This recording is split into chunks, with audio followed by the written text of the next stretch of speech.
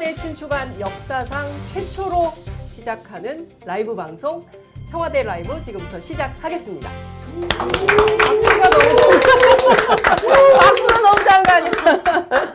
네, 일부 사회를 맡은 저는 취재 편의점 장윤선 기자입니다. 이 방송은 청와대 춘추관 오픈 스튜디오 개관 기념으로 청와대 뉴미디어 풀 기자단 소속 9개 언론사가 정말 열심히 공동으로 준비를 했습니다. 자, 오늘 특별히 강훈식 대통령 비서실장 모시고 지금부터 공동 인터뷰를 진행할 예정인데요.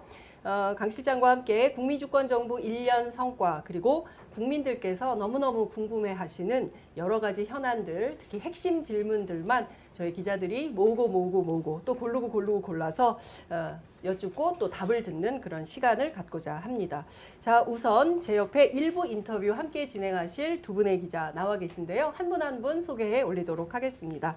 자, 뉴스토마토 한동인 기자 나와 계십니다. 어서 오십시오. 네, 안녕하십니까. 네, 반갑습니다. 네, 반갑습니다. 네, 저 기자실의 제 뒷자리입니다. 네, 각별한 관계입니다. 네, 각별한 관계입니다. 자, 그리고 시사인의 김영하 기자 나와 계십니다. 어서 오십시오. 네. 안녕하세요.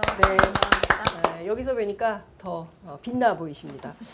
자, 지금부터는 본격적인 인터뷰를 시작해야 되는데요. 오늘의 첫 방송을 빛내줄 분입니다. 강훈식 비서실장 제 옆에 나와 계십니다. 어서 오십시오. 네, 반갑습니다. 네. 반갑습니다. 강훈식, 이놈아, 유튜브 스타일로. 네, 자, 정말 어렵게 섭외를 했습니다. 오늘 아침부터 청와대 굉장히 많이 바쁘셨는데요. 일단 이 오픈 스튜디오 개관 기념으로 첫 번째 실장님을 만납니다. 우선 인사 말씀부터 듣도록 하겠습니다. 네, 대통령 비서실장 강훈식입니다. 청와대에 오픈 스튜디오를 만들었습니다. 뉴미디어 풀단이라고 해서 새로운 미디어의 환경에 적합하도록 저희가 오픈 스튜디오를 만들어서 국민 여러분께 직접 설명할 것들은 또 직접 하고 또 반대로 기자분들도 여기서 편안하게 오픈 스튜디오 안에서 국민들께 알리는 소식들을 알리고 청와대도 마찬가지로 알려야 되는 내용들에 대해서 긴급하게 대응할 것들은 대응하기 위해서 이런 공간을 만들었습니다.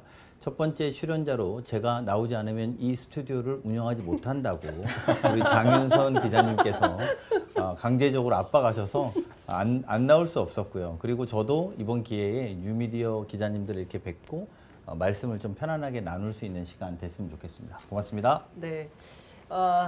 심지어 관훈 클럽도 마다하시고 저희 뉴미디어 풀 기자 제안이 안 왔습니다.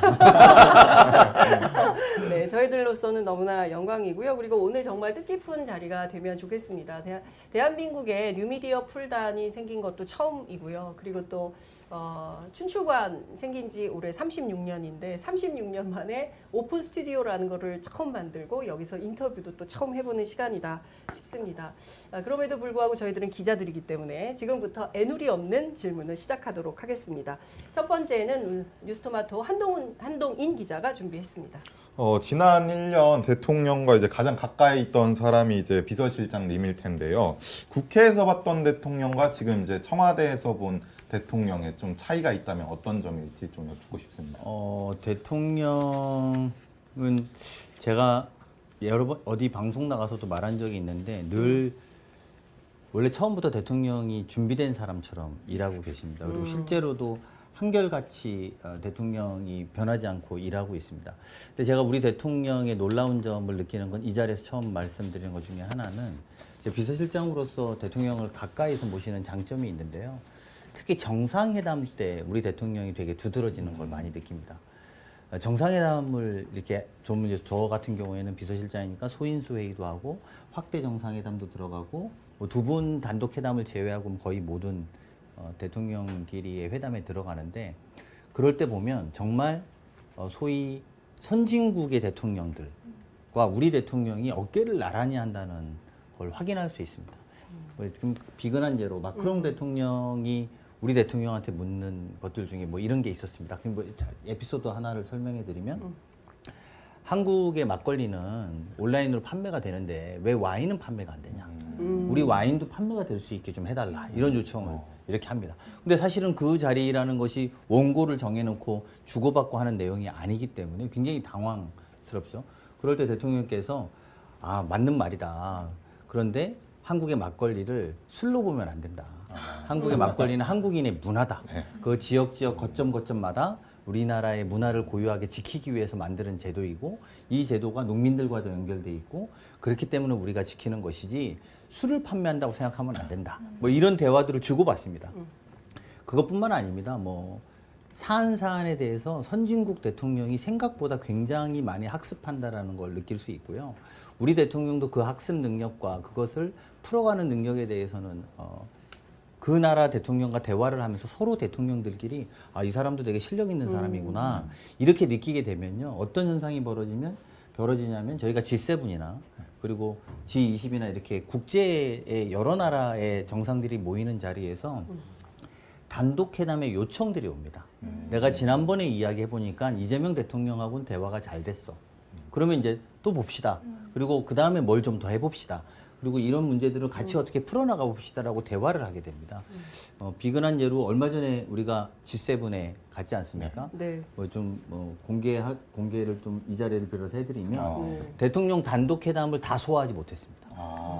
우리 대통령을 만나고자 하는 다른 나라 정상들이 더 많았고 우리 대통령 시간이 없어서 그걸 다 소화하지 못해서 다른 정상들에게 양해를 구할 정도로 우리 대통령이 한 번 만난 분들은 또 이야기하고 싶다, 또 말하고 싶다, 또 한국한테 이런 걸 요청한다 이런 것들이 많아서요. 그런 걸 보면 대통령의 학습 능력과 이런 것들은 국회의원 시절보다도 더 확장됐고 또 더 이 문제를 풀어가는 방식이 더 구체적이 돼서 아마 세계에서 지도자들과 어깨를 나란히 해도 되고 있다 이렇게 반증이다 이렇게 말씀드릴 수 있을 네. 것 같아요. 이런 정도의 질문 강도 괜찮으시죠? 네, 뭐 지금부터 네. 조금 더 세질 수 있는데 네. 감당 가능하시겠습니까? 네, 뭐 안 되면 일어나야 되죠. 네, 저희가 모두 이제 세 분야에 나눠서 질문을 드리는데요. 저희들이 맡은 것은 정치 분야입니다. 정치 분야 먼저 질문 준비하겠습니다. 께서 양해해 주실 거라고 생각하고요. 재밌으시면 댓글 그리고 구독, 좋아요, 알림 설정 꼭 해주시기 바랍니다. 자, 저희 김영화 기자가 또 네. 질문을 준비했어요. 네, 저는 이제 실장님 개인에 대한 질문을 하나 준비했는데요. 네. 그 이재명 대통령이 초대 비서실장으로 역할을 하신 지도 이제 1년이 이제 넘어갑니다.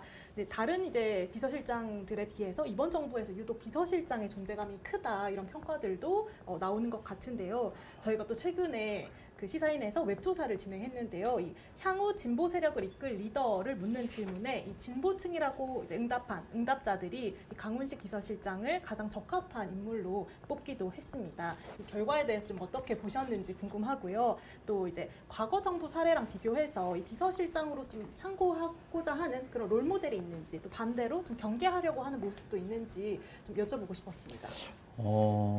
저는 일단 대통령 임기가 4년이나 남았는데 뭐 차기, 향후 뭐 이런 게 나오는 게 개인적으로는 좀 많이 불편합니다. 대통령이 더 일할 수 있게 움직여야 되고 또 그런 것보다는 우리 대통령이 하시는 일 그리고 국민들을 위해서 노력하는 것이 더 집중됐으면 좋겠다고 생각하고 지금 우리가 국정 2년차의 목표로 삼고 있는 대체불가 대한민국이 어떻게 완성돼 나가는지를 하는 게 더 집중이 필요하다고 생각하고요. 제가 지지가 많이 나왔다라고 하는 것은 대통령님의 인기 그리고 대통령을 현재에서 가까이 그러니까 모시고 있기 때문에 저에게 흐르는 거지 그 이상도 이하도 아니라고 생각하고요. 뭐 경계해야 되는 일이 있다면 그게 제 거로 착각하지 않고 성실하게 일하는 게 제가 경계해야 될 자세라고 생각합니다. 네. 자, 개인 이야기 넘어서 이제는 현안 이야기를 해야 될 것 같은데요. 마이크를 조금 위쪽으로 채워달라는 제작진의 당부가 있습니다.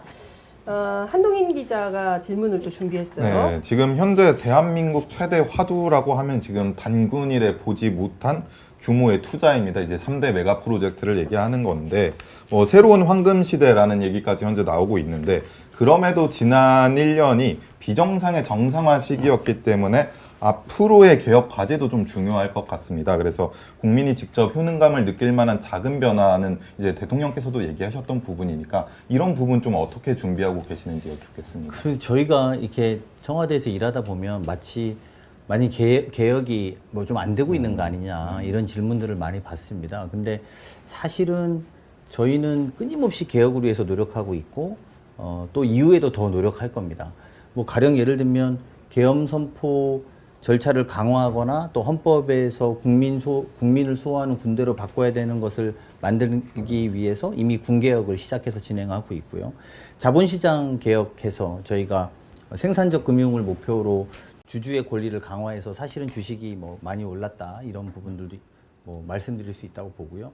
의료개혁도 사실은 의대 정원이 사회적 합의로 연평균 688명 정도 늘었습니다. 근데 이게 사실은 다들 뭐가 좀 시끄럽게 뭐가 됐으면 아 그래? 이렇게 할 텐데 아, 벌써 700명씩 매년 더 추가로 뽑는다고? 이게 아마 이거를 보시면서 처음 아시는 분들도 있을 겁니다. 의료개혁 문제 지난 정부 때 뭐 이렇게 시끄러웠지만 사실 뭐가 진행도 되지 않고 그랬지 않습니까? 근데 벌써 우리는 연평균 688명의 새로운 의사들을 늘려서 의료 공백을 채우고 또 향후에 있겠습니다만 지필공이라고 해서 지역 의료를 필수 의료를 강화하는 것들도 저희가 준비하고 있고 차질 없이 진행되고 있다고 말씀드릴 수 있고요.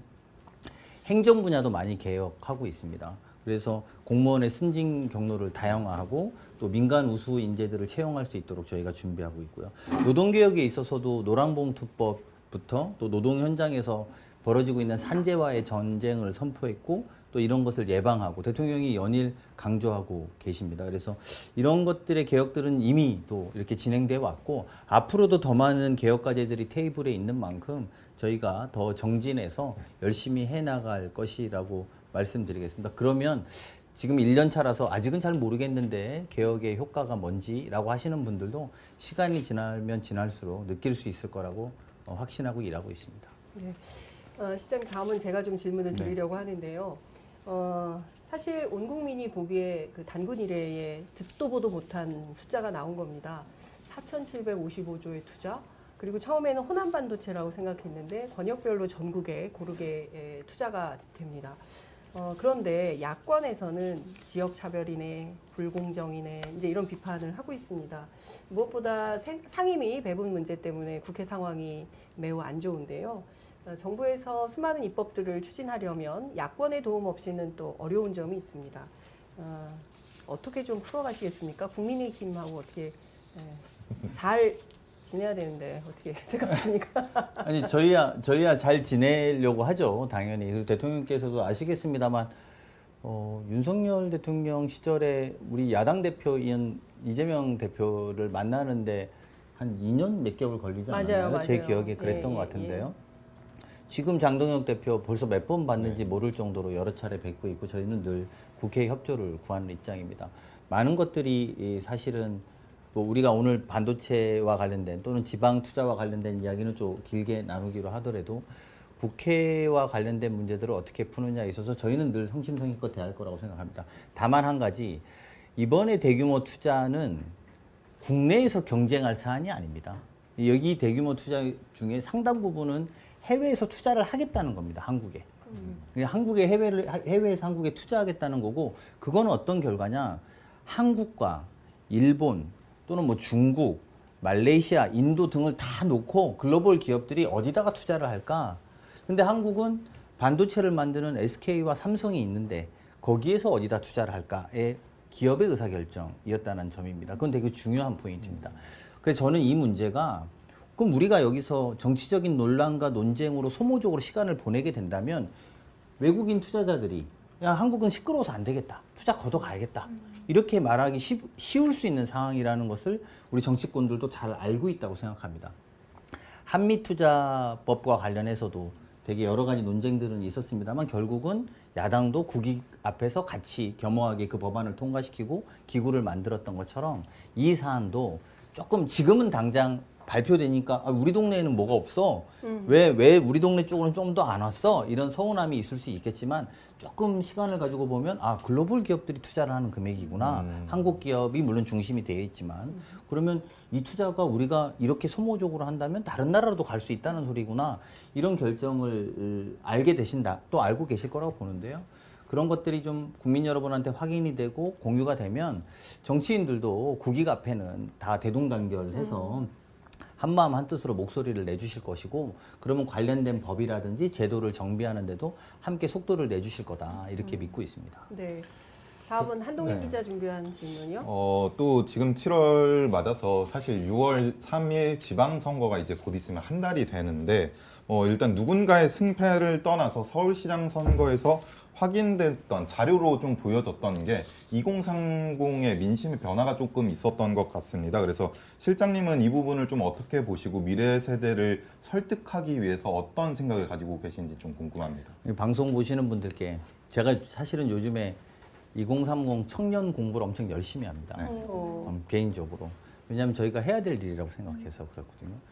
제가 지금까지 중간 보고 겸 국민 여러분들께 또 시청자분들께 알려드리면 제가 태어났을 때가 73년생인데요. 제가 태어났을 때 국민소득은 얼마나 될까요? 한번 맞춰보세요. 모르시죠? 네. 대통령은 60년대생인데요. 60년대생은 얼마나 될까요? 우리 대통령이 저보다 한 10년 위신데. 우리 대통령 60년대에는 100달러 남짓됩니다. 우리 국민소득이. 저는 400달러 남짓한 세대입니다. 00년대생은 12,000달러 시대의 사람입니다. 그러니까 저희는 기성세대는 개도국 사람입니다. 인식을 명확히 해야 됩니다. 그리고 지금 태어난 친구들은 선진국 사람 또는 중진국 이상의 사람들입니다. 그러니까 여기서 생기는 저는 갭이 굉장히 다르다고 봅니다. 여기서 생기는 공정과 정의의 인식 자체의 차이, 이런 것들이 매우 다르다고 생각합니다. 이렇게 좀 표현하면 그렇지만 개발도상국 시대에는 국가가 함께 뭘 좀 해보자 이러면 저희 같은 70년대생보다 더 위의 선배들까지 저를 포함해서 국가가 좀 하자는데 우리가 나라를 위해서 해야지. 그리고 저 어렸을 때도 금모으기 운동 이런 거 해도 당연히 해야지. 이런 인식들로 생각하고 살았던 시대입니다. 그리고 고도 성장을 했던 시절입니다. 가령 예를 들면 야 중소기업이라도 가도 열심히 해봐. 그러면 열심히 하면 대기업이 되는 게 흔한 일이었어요. 근데 지금은 중소기업 가서 왜 이렇게 젊은 친구들 중소기업 가서 열심히 해봐 이러면 뭐야 이제 이런 반응이거든요. 저희 개도국 시대의 사람 임의적으로 그렇게 개도국이라고 말하면 이 사람 시대에는 불평등과 불균형이 예를 들면 사회적 약자도 막 발생됐고 뭐 그리고 기득권에 대한 저항 전선들도 되게 명확한 시대였다면 지금부터는 그런 게 아닌 겁니다. 어느 정도 균형도 많이 왔고 이 선진국 세대의 사람들이 볼 때는 좀 돼 있는데 내가 불공정하게 넣고 내가 삶이 좀 어려운데 이렇게 느끼고 있는 부분들이 있다고 생각합니다. 그래서 더 각별한 이해와 소통이 되게 절실하다고 보고요. 이런 사람들을, 이런 분들을, 이런 청년들을 객체로 삼는 것이 되게 두려운 일이다. 그러니까 우리가 시혜적으로 뭘 해줄 테니까 청년들 만족하지. 제가 어디서 누가 그러더라고요. 별로 좋아하지도 않는데 와서 자꾸 남녀가 사귈 때 좋아하지도 않는데 자꾸 야 내가 돈 좀 더 줄게. 뭐 맛있는 거 사줄게 이러면 기분 좋겠냐. 더 기분 나쁘다. 호감을 보이는 행동을 해라. 그 기성세대한테 그런 요구를 하는 젊은 친구들의 목소리를 들은 적이 있었는데요. 저희 정부가 그런 매력적인 정부가 돼야 된다고 생각하고 그런 것 중에 일환으로 청와대 안에도 조만간 청와대 펠로우십을 만들어 볼 겁니다. 그래서 청년들이 이 의사결정에 대해서 평가하고 또 그것들을 반영하고 이런 것들을 할 수 있도록 좀 해서 조금 더 다가가는 방식에 있어서 그들에게 우리가 마음을 같이 하고 있다. 뭘 베풀어 줄게의 관점보다도 너희들의 마음을 좀 안고 해보겠다. 이런 것들을 할 수 있도록 구조를 짜고 있고 아마 준비가 되는 대로 여러분들도 알려드릴 수 있을 거라고 생각합니다. 그렇게 하면서 청년 세대들과의 접점을 넓혀가는 것. 그리고 저도 참고로 지난주에 원래 국제도서전 다니는 사람은 아니었는데 지난주에 국제도서전을 갔어요. 네. 그거 좀 한번 간다고 그래서 국제도서전 가니까 정말 많은 젊은 친구들이 진짜 2030 친구들이 정말 가득했고 또 뭐 머지않은 시간에는 게임도 직관으로 한번 가보려고 합니다. 그래서 우리가 같은 취미를 공유할 수 있고 같은 이야기를 주제를 논의할 수 있다라는 것들을 자꾸 확산시켜야 기성세대와 또 기존의 새로운 세대들이 이야기하면서 좋아질 거라고 생각하고요. 그런 데서부터 시작하겠습니다. 뭐 여기 와서 청년들 일자리 10만 개를 위해서 돈을 얼마 쓰겠습니다. 이런 관점 자체를 버리는 것부터가 저희가 해야 될 일이 아닐까 이런 생각입니다. 네, 오늘 뭐 뉴스가 많이 나오는 것 같습니다.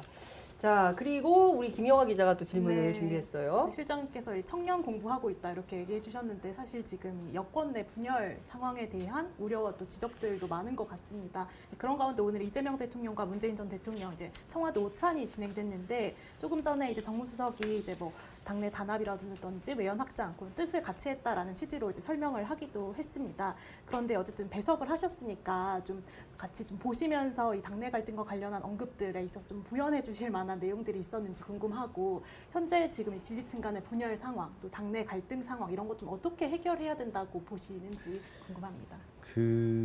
사실은 비공개 때 말씀드리는 걸 브리핑으로 정무수석이 하셨는데 비서실장이 더 뭐 밝히는 것은 뭐 적절하지 않을 수 있습니다. 그리고 또 어쨌든 이 밝히는 것은 우리 문재인 대통령 측과도 상의를 해야 되는 문제라서 제가 더 앞서 나간 말들을 하기는 조심스럽다는 걸 전제하되 전반적으로 깊이 있고 편안하고 서로 뜻이 통하는 지점이 많게 대화를 한 것이다. 여기까지는 제가 확인해 드릴 수 있다. 이렇게 생각합니다. 무슨 이견이 있거나 생각이 다르다는 것을 자꾸 보려고 하지 말아 주셨으면 좋겠고 두 분이 같은 마음 같은 뜻으로 어쨌든 민주 진보 진영이 큰 뜻으로 함께 모아야 되고 또 그런 것에 동시에 외연도 확장해야 되고 이런 것들을 다 아우르는 역할들을 서로 이야기하신 거다. 이렇게 생각해 주시는 게 제일 좋을 것 같습니다. 메뉴가 전부 문재인 전 대통령께서 좋아하시는 문재인 대통령께서 강조를 많이 했던